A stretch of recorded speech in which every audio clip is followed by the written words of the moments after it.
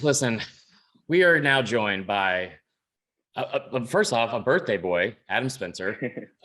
So happy you're here. And it's not just because you're one of my closest friends here at work, but it's mainly because your boy hit a little bad run last night, live betting the Hawks. And I need to make that back up. It is now tournament time. It's March Madness. I need you to be in charge of my bracket. That's a lot of pressure, but I made a little bit of money in Vegas doing some gambling, so I'm ready to lend my expertise. And it's a great time of year to have a birthday, so I can just be like, hey, it's my birthday. Don't bother me while I'm watching basketball. So. It's pretty aggressive, but yeah, I still support it. Real quick, because I'm not going to let this slide. What did you win money gambling on? College basketball exclusively. I had a nice parlay with Davidson and Yale going that hit. Oh, in Iowa too. So that three. You had to look like a huge degenerate if you were having a Davidson and what do you call it? Parlay, but it hit. So that's all that matters. That's all that matters. Money in the pocket. Love it. All right. Well, speaking of money in the pocket, we are hoping to get some of that this weekend because it's the first round of the NCAA tournament. March Madness is starting, like we said. We're going to preview each SEC team and kind of go through their road to potentially winning it all, maybe getting busted in the first round. There's a lot of different scenarios that could play out this weekend, obviously, and it is March. So we're going to start with your favorite to win it all. And I think they have the second best odds from the SEC, the Kentucky Wildcats. Just right off the bat, give me a breakdown of what you see from their region. How tough is their road, and how are they playing right now? Are they playing at a level that could win a championship? Right now, the answer is no. They're not playing at a level that can win a championship, but they have that potential, and they've been doing that recently. They just need Kellen Grady back making threes, and then they're a championship team. And they need to make sure Severe Wheeler doesn't get crunched by yet another screen this year. You've been saying that for months, and it just doesn't stop happening. It just doesn't stop happening. So, they got to avoid that too. But I think that they have a favorable draw. I mean, I love Baylor when they're healthy. The problem is they aren't going to be healthy this tournament, and they haven't been healthy for some time now. So that is a vulnerable number one seed. And in fact, I have Baylor falling to North Carolina in the second round. So I have them being the first one seed to fall. Okay. Then Purdue, the next time that they get a stop in a key situation will be the first. They've lost on. Also bet on them. They've lost like 7 games on buzzer beaters or something like that. So they're a vulnerable 3 seed. So there you go.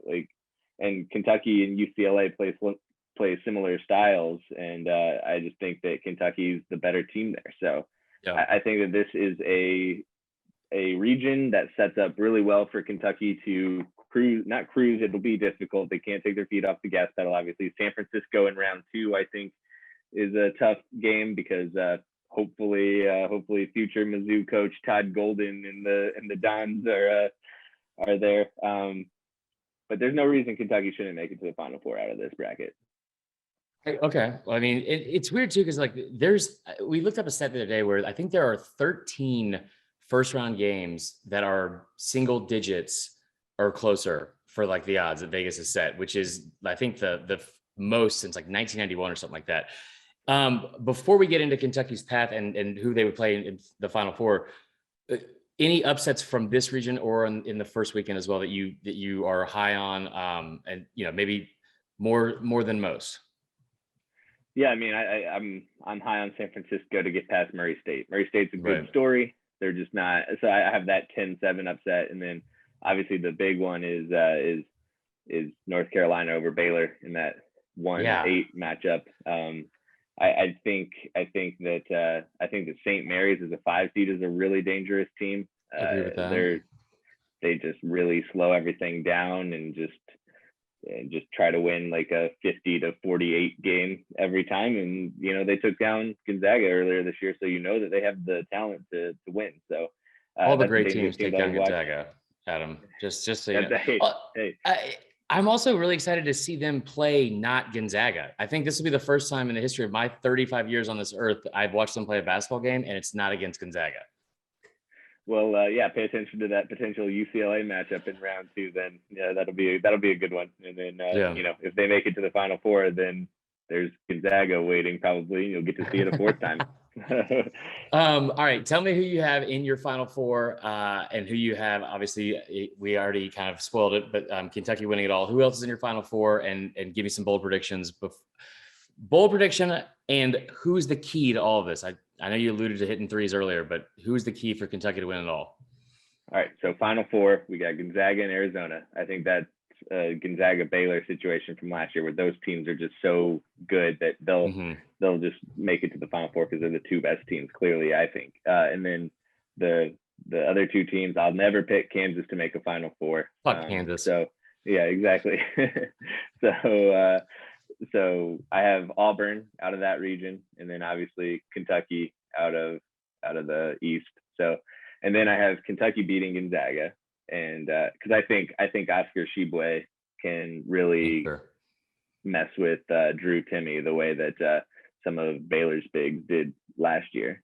So I have them beating Gonzaga, and then over Arizona in the final. I think really you asked me the key. The key is Ty Washington, who is vastly underrated on defense. You know, he's gonna have to slow down Jaden Ivey in a potential Sweet 16 matchup. He's gonna have to make sure Andrew Nimhard doesn't do his thing against Gonzaga, and he's gonna have to slow down probably Ben Mathurin of Arizona. But he's that good. Like if he stays healthy, because he's been banged up this year too, so that's why the key is all year. Like so, he's healthy now, and if he's healthy and you don't stop those guys that I mentioned, but you can limit them. And if he can limit the damage that those guys do, then Kentucky, I think, has the depth and talent to cut down the nets in New Orleans.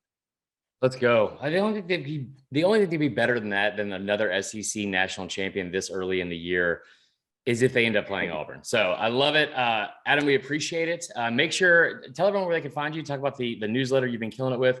And this is a big weekend, man. So people are going to be looking for content to consume.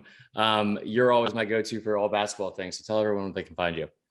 Yeah, go to bluechipgrit.com.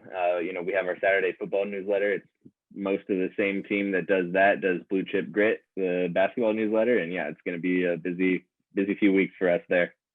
Yeah. What Adam's not telling you is also he took over the newsletter for me because I was not doing well with it. And this man saved probably my job and the newsletter in general. So I appreciate that. Still owe you one. All right, Adam, we will get to you. We'll get back to you soon, man. We'll talk about all these other teams as well. We're going to cut that part. That part made no fucking sense.